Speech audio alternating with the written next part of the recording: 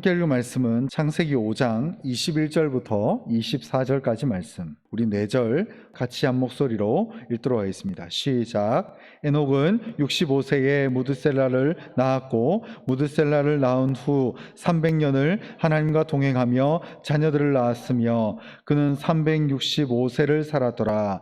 에녹이 하나님과 동행하였더니 하나님이 그를 데려가심으로 세상에 있지 아니하였더라. 아멘. 창세기 강의 20번째 시간, 하나님이 에녹을 데려가심으로 라는 제목으로 여러분들에게 하나님 말씀 전하도록 하겠습니다. 오늘 저와 여러분들이 읽은 창세기 5장 말씀은 주일학교 아이들한테는 굉장히 인기가 있는 그런 말씀이기도 합니다. 대부분 주일학교에서는 이제 성경 퀴즈나 성경 대회를 할 때에 이 창세기 5장에서 한두 문제가 나오기 때문입니다. 예를 들어서 성경 역사상 죽지 않고 하늘로 올라간 사람 누구일까요? 이런 질문이 있으면 에녹 이렇게 답을 달기도 하고, 또 그리고 이 세상에서 가장 오래 산 사람은 누구이고 그 사람의 이름과 나이는 뭘까요? 라고 물으면 무드셀라 969세 이렇게 쓰면 거의 정답이 됩니다. 그래서 이제 단답형이라고 볼 수 있는 거죠. 근데 좀 아쉬운 것 중에 하나는 이러한 부분들에 대해서 우리가 생각해 볼 때 답은 알고 있어요. 에녹, 하나님과 동행하면서 365세를 살았고 하나님께서 그를 데려가셨다. 그리고 무드셀라는 969세를 살았고 인류 역사상 가장 오랜 시간 동안 산 사람이다 라고 하는 일종의 단답형 문장이라는 거죠. 근데 이 중에 아쉬운 것 중에 하나는 왜 에녹이 죽지 않고 하늘로 데려감을 입었을까? 거기에 대해서는 성경에 오늘 읽은 구절에서는 어떤 결과적인 얘기만 나올 뿐이지 거기에 대한 이유라던가 거기에 대한 목적에 대해서는 우리가 깊이 생각하지 않고 단답형으로 그냥 손들고 문제를 맞추고 끝나버릴 때가 많다는 것입니다. 그리고 또 반대로 이 무드셀라도 이제 왜 그렇게 오래 살았을까? 왜 에녹은 365년밖에 살지 못하고 데려갔으며 왜 무드셀라는 가장 오래 살았는지에 대해서 우리가 그 왜에 대한 해답을 모르고 살아가면 사실 정답은 맞춰도 그냥 지나가 버리고 말 수 있다는 거예요. 그래서 우리가 이런 질문을 하기 전에 이 창세기 5장을 잘 이해해 볼 필요가 있습니다.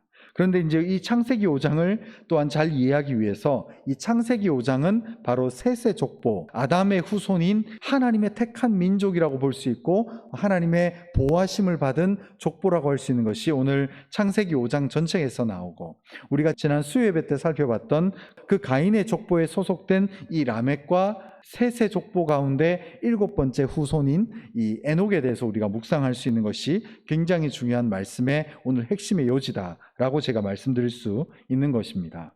그런데 이러한 족보상의 차이점이 있음에도 불구하고 이 두 족보에는 유일한 공통점이 하나가 있는데 이 민족을 대표하는 인물이 바로 7대손에 있다는 거예요. 가인의 족보에서 7번째 7대손이 바로 라멕이고 이 셋의 족보에서 7대손이 에녹이라는 겁니다. 7번째 자손이라는 거예요. 그래서 이 7대손이 왜 중요하냐? 성경에서는 보면 이 7이라고 하는 숫자는 예수님께서 6일 동안 천지를 창조하시고 7째 날에 쉬셨어요. 그것은 6일 동안 하나님께서 천지를 창조하고 단순히 쉬셨다라는 의미가 아니라 완성의 마침표를 찍었다는 거예요. 몇째 날? 7번째 날이라는 거죠. 그래서 7이라고 하는 숫자는 성경에서 완성을 의미합니다. 그래서 완전수라는 의미의 7이라고 하기도 하고 하나님께서 결코 모자람이 없다, 흠이 없고 아쉬움이 없다라는 의미에서 7을 가리킵니다. 그래서 하나님께서 이 가인의 족보에서 굉장히 중요한 인물 중에 한 명이 라멕이었고 셋의 족보에서는 7번째 자손 중에 굉장히 중요한 인물이 바로 오늘 본문에 살펴볼 주요 주인공인 에녹이라는 것입니다. 그래서 우리는 라멕과 에녹에 대해서 우리가 이해해 볼 필요가 있다는 거예요. 우리가 지난 시간 제가 라멕에 대해서 한번 말씀을 드렸는데 라멕이라고 하는 인물은 창세기 4장 19절부터 24절 가운데 하나님의 창조 질서를 깨트리고 자기 정욕대로 산 그런 사람입니다. 특별히 라멕은 하나님께서 정하신 정혼, 즉 한 남자와 한 여자의 결합을 가리키는 온전한 일부일처제를 깨버렸어요. 하나님의 율법과 언약을 깨버린 아주 나쁜 사람이었고 또 무엇보다 자신에게 살짝의 상처를 입혔다는 이유로 그 소년을 죽여버림을 통해서, 즉 사람을 살해한 극악무도한 그 인류 최초의 범죄 그 다음으로 큰 잘못을 저지른 사람이 이 가인의 7번째 후손인 라멕이라는 사람이에요. 그래서 이 라멕을 지난 창세기 4장 24절에서 보면 라멕이 어떤 헛소리를 했냐면, 가인을 위하여서는, 자신의 7번째 선조 가인을 위해서는 벌이 7배인데 자신을 위해서는, 즉 라멕을 위해서는 벌이 77배이로다 라고 말할 정도로 이상한 헛소리를 했습니다. 바로 이것은 단순히 라멕이 헛소리를 한 것이 아니라 엄밀히 따지면 가인은 죽을 수밖에 없는 인간이었고 죽을 수밖에 없는 존재인데다가 그가 살인까지 저질렀기 때문에 확실하게 그 자리에서 죽을 수밖에 없는 것이 바로 가인이었는데, 지금 하나님의 은혜가 입혀진 거거든요. 왜냐하면 하나님께서 가인을 버렸다는 사실만으로도 가인은 하나님의 곁을 떠나게 됨과 동시에 죽을 수밖에 없었는데, 하나님께서 가인에게 표를 주셔가지고 가인을 만나는 사람마다 가인을 해하거나 죽이려고 하면은 그 표를 통해서 가인의 목숨을 보호해 주신 은혜가 있거든요. 근데 그 은혜를 이 라멕이라고 하는 가인의 7대 후손은 조롱을 합니다. 그래서 가인을 위해서는 벌이 7배인데 누가 만약에 라멕인 자기 자신을 죽이면 그 사람은, 나를 죽인 그 사람은 벌을 가인보다도 11배, 즉 77배나 받을 거라고 하나님의 은혜를 사실은 자기 유리한 대로 사용하는 조롱을 한 것이에요. 그래서 이 라멕은 창세기에서 보면 극악무도한 인물 중에 손꼽히는 인물로 이 라멕이 손꼽히는 거죠. 굉장히 나쁜 악의 전형을 보여줍니다. 그래서 이 가인 족보의 가장 대표적인 인물인 이 라멕이 이 정도로 형편없이 가정생활도 엉망이었고, 그리고 하나님의 창조 질서를 깨뜨리고, 그리고 자신에게 상처를 줬다는 이유만으로 누군가를 살인도 저질러 버리며 결정적으로 하나님 말씀을 변개, 왜곡하는 일을 한 것이 라멕이라는 거예요. 그래서 이제 이 라멕은 가인의 족보의 대표격이기도 하지만, 그러나 오늘 반대로 살펴볼 오늘 인물인 에녹은 바로 하나님의 족보의 대표적인 인물이라는 것을 기억하는 것이 또 중요하다는 거예요. 그래서 이 에녹을 살펴보면 오늘 본문에서 3가지 특징이 있는데, 첫 번째 특징은 에녹이 죽었다는 기록이 없다는 거예요. 오늘 본문 창세기 5장 전체를 살펴보면 5절, 11절, 14절에 보면 잘 보시면 아담부터 무두셀라까지 모두 살고 죽었다라는 말이 그대로 반복됩니다. 나오는 인물들마다. 근데 유독 에녹만 뭐라고 끝이 나냐면 살았더라라고 23절에서 되어 있습니다. 보통 죽었더라로 끝납니다. 낳고 죽었더라, 낳고 죽었더라 이렇게 되어 있는데 여기서는 살았더라로 끝이 나는 거예요. 즉 그는 하나님의 들리움을 받은, 하나님의 데려가심을 입은 그런 사람입니다. 바로 그 사람이 에녹이에요. 제가 이 에녹을 다루고 있는 또 다른 성경인 히브리서 말씀을 한번 제가 읽어드리겠습니다. 믿음으로 에녹은 죽음을 보지 않고 옮겨졌으니 하나님이 그를 옮기심으로 다시 보이지 아니하였느니라. 그는 옮겨지기 전에 하나님을 기쁘시게 하는 자라 하는 증거를 받았느니라. 이렇게 되어 있습니다. 그래서 이 에녹이라고 하는 사람은 죽음을 보지 않고 하나님께서 그를 옮기셨다는 거예요. 왜 옮기셨느냐? 옮겨지기 전까지 그는 하나님을 기쁘게 하는 자였다는 거예요. 그래서 그는 이 땅에서 살 때에 뭘 보지 않았다? 누구나 피하고 싶은 그 죽음을 보지 않았다는 거예요. 얼마나 큰 축복을 받은 사람입니까? 그리고 또 두 번째 특징이 있습니다. 에녹은 하나님과 동행했다라는 말이 2번이나 나옵니다. 오늘 본문에 보면 24절에 에녹이 하나님과 동행하더니 하나님이 그를 데려가심으로 세상에 있지 아니하였느니라. 그리고 22절에도 나와 있죠, 그죠? 무두셀라를 낳은 후 300년을 하나님과 동행하며 자녀들을 낳았으며 이렇게 되어 있습니다. 자녀들을 낳은 후 또 자녀를 낳았으며 사이에 하나님과 동행했다는 말이 있는데, 이 말은 에녹이 얼마나 하나님 중심적인 삶을 가지고 살아갔는가를 볼 수 있는 대표적인 예라는 것이죠. 그리고 마지막 3번째 결론이 하나님과 동행하게 된 시기라는 거예요. 이 에녹이 하나님과 언제 동행했느냐? 여기 보면 22절에 보면 무두셀라를 낳은 후에 하나님과 동행했다는 거예요. 자녀를 낳기 전에 하나님과 동행해도 되잖아요.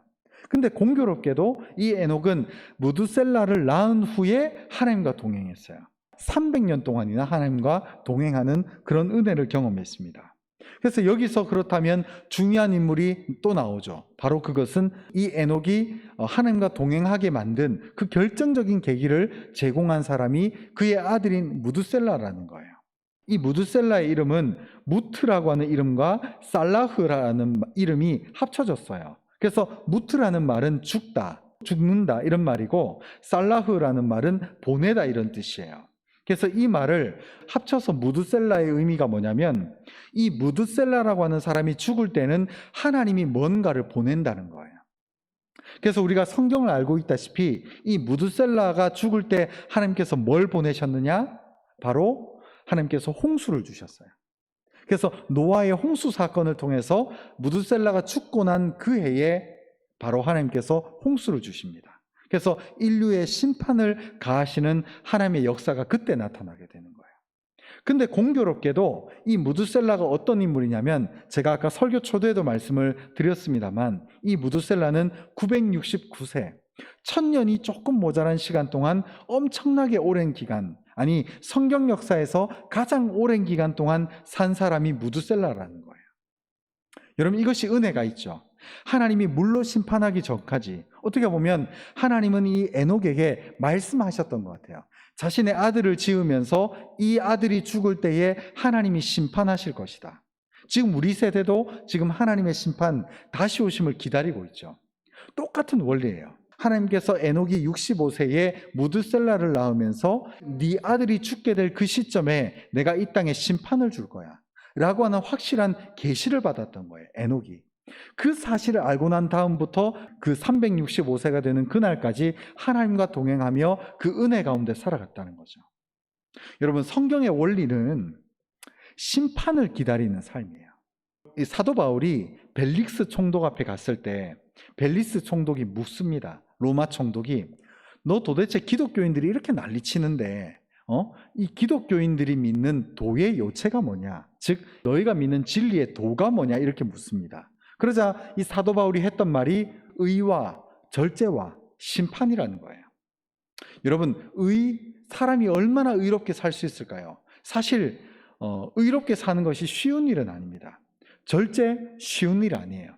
그런데 왜 우리가 의롭게 살 수 있고 어떻게 우리가 절제를 하면서 살 수 있느냐? 그 목적이 세 번째 단어예요. 바로 그것이 뭐냐면 심판이라는 거예요. 사람이 심판이 있다는 것을 믿기 시작하면 의롭게 살 수 있어요. 인생은 부족해요. 우리는 의롭게 살 수 있는 내공이 부족하고 힘은 연약하지만 우리의 삶이 짧고 이 짧은 시간 동안 그 마지막 때에 심판이 올 거라는 것을 믿는다면 우리는 의롭게 살 수 있죠. 부정축제하지 않고 사기치지 않고 거짓말하지 않고 나쁜 짓 하지 않고 하나님이 진짜 살아계신 구주, 그 심판주 하나님이라는 것을 믿는다면 짧은 시간 동안 살 수 있습니다. 절제 마찬가지죠. 우리가 절제가 안 돼요. 절제하는 게 쉬운 일이 아닙니다. 근데 심판의 하나님이 오신다는 것을 믿기 시작하면 우리의 삶의 죄에 절제할 수 있습니다. 오늘 본문의 에녹도 마찬가지예요. 왜 에녹이 하나님과 동행했으며 왜 하나님께서 에녹을 옮기셨는가? 하늘로 죽음을 보지 않고. 그 원인은 간단합니다. 심판을 알았기 때문에 그래요. 누구를 통해서? 자기 아들을 통해서 이 아들이, 내가 지금 낳은 이 아들이 죽을 때에 하나님께서 물로 심판한다라고 하는 확실한 음성을 들었기 때문에 이 에녹은 알았던 거예요. 심판을 알았어요. 그렇기 때문에 300년 동안이나 하나님과 동행하는 은혜를 입을 수 있는 것이 에녹이었죠. 여러분, 재밌는 건 뭔지 아십니까? 이 에녹이 하늘로 들림을 받았을 때에 제가 연도수를 계산을 해보니까 이 아담에서부터 이 에녹이 죽었을 시점까지의 족보를 살펴보면 이 족보 안에 있는 이 사람들 가운데는 단 2사람만 죽은 상태예요. 첫 번째, 이 생명의 호흡이 끝나서 죽은 아담, 그리고 두 번째, 하나님께서 데려간 에녹 2사람이에요. 그 중간에 죽은 사람 없어요. 본문에 보면 마할랄렐이라든가 야렛이라든가 인생을 900년 이상 살다 보니까 아담이 죽은 뒤로도 한참 후까지 살았어요. 그리고 이 에녹은 365세까지밖에, 물론 지금 우리는 100년도 못 사니까 이 시간이 굉장히 길어 보이지만 이 당시 때는 기본 900년을 살았거든요. 그 시기 속에서 하나님께서 에녹을 죽음을 보지 않고 데려갔을 이 시점에는 이 옆에 있는 가족들이 800세, 700세, 500세, 600세 되는 이 가족들이 죽음을 아담 한 명 보고 그 다음 하나님께서 데려가시는 에녹 한 명을 봤어요. 단 2명의 죽음만 봤어요. 우리는 일반적으로 우리가 한 100세가 되기 전에 다 죽는구나 이렇게 생각하잖아요.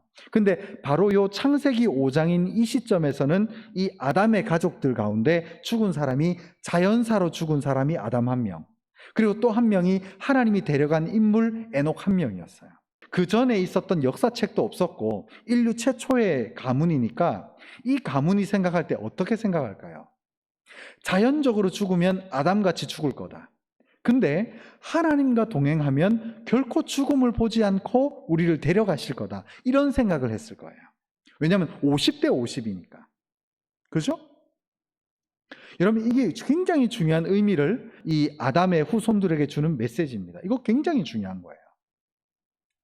여러분, 우리가 이 땅을 살면서 혹시나 외부에서 듣는 얘기라던가 외부적인 메시지를 볼 때에 뭐 이제 종말에 대해서, 대환란에 대해서 혹시 두려움을 갖고 계신 분이 있으신가요? 저는 제 결론부터 말씀드리면 결코 두려워하지 마십시오. 여러분들이 하나님과 동행하면 반드시 우리는 환란을 겪지 않고 주님 품으로 갈 겁니다. 결코 이 땅에서 처절한 죽음을 보지 않고 하나님의 인도하심에 따라서 갈 겁니다. 근데 그 원인은 딱 하나가 있어요. 그 근본이 되는 원인은 딱 하나. 우리가 심판주 하나님을 믿는 거예요. 우리의 인생에 살아있는 그 하나님의 심판주 하나님을 믿는 거예요. 그럴 때에 우리가 의를 믿을 수 있고 그럴 때에 우리가 절제할 수 있다는 거예요. 여러분, 결코 두려워하지 마십시오. 하나님을 신실하게 믿는 자에게는 반드시 이 에녹의 은혜를 주실 겁니다. 마지막 때 요즘 보면 종말 뭐 이런 거 이단들이나 사이비들 보면 종말을 계속 강조해요. 물론 종말적인 신앙은 굉장히 중요합니다. 근데 그들이 놓치는 게 있어요. 두려워서 벌벌 떨면서 마지막 때를 기다리라는 것이 하나님의 메시지가 아니에요. 에녹을 봐야 돼요. 에녹. 하나님께서 죽음을 보지 않고 옮기시는 거예요. 우리를 환난을 겪지 않고 옮기시는 거예요. 이게 하나님의 역사입니다. 여러분, 에녹을 잘 보셔야 돼요. 에녹의 삶을 우리가 살아내야 돼요. 그리고 이 기쁨이 우리의 기쁨이 될 겁니다. 여러분, 그렇기 때문에 이 무드셀라가 죽는 그 해까지 신앙을 가지고 있었던 사람들이 무드셀라가 죽기 직전에 무드셀라 이전의 사람들이 다 죽습니다.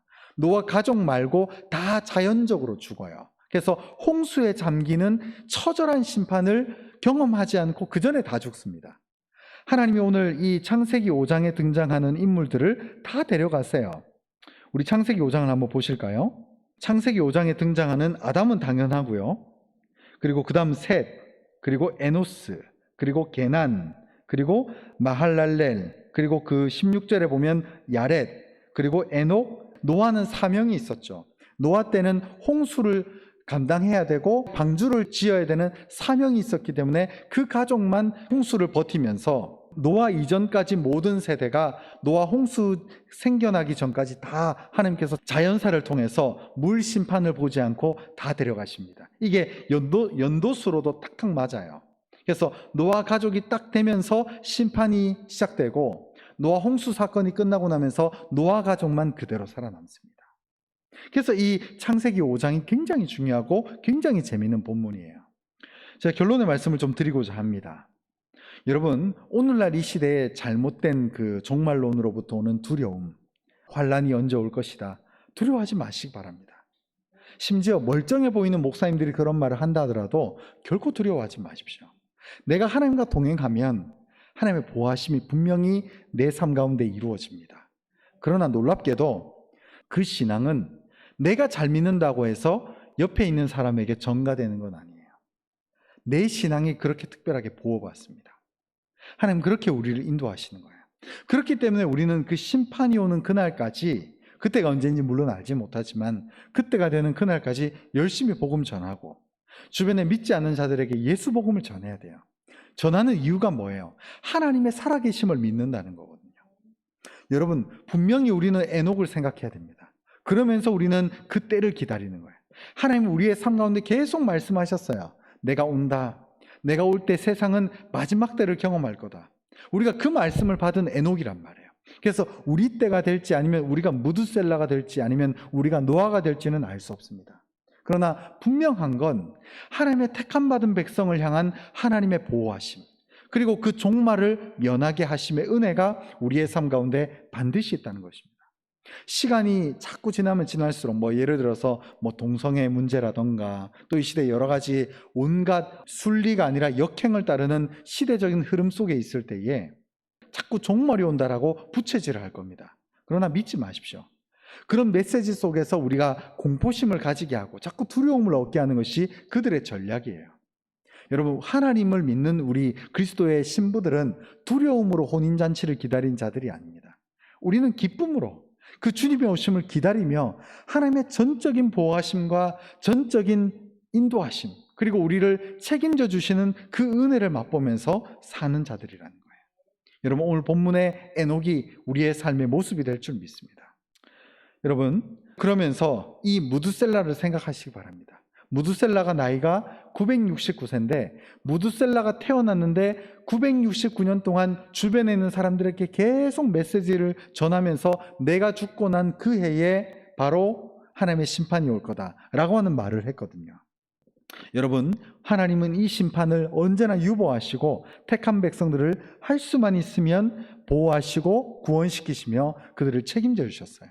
이 약속의 말씀을 기다리며 우리가 섣부르게 잘못된 거짓 메시지로 인해서 두려움을 갖지 마시고, 또 한편 우리가 생각해 볼 때에 종말에 대한 그 심판에 대한 감을 잃은 상태로 막연하게 예수 믿는 것이 아니라 우리는 이 두 가지, 하나님의 은혜가 크다, 그러나 우리의 앞에는 언제나 그때가 언제인지는 알지 못하지만 그 심판의 때가 오고 있다는 것을 늘 기억할 수 있는 이 양날의 검을 날마다 붙들며 신앙생활할 수 있는 우리 모두가 될 수 있었으면 좋겠습니다.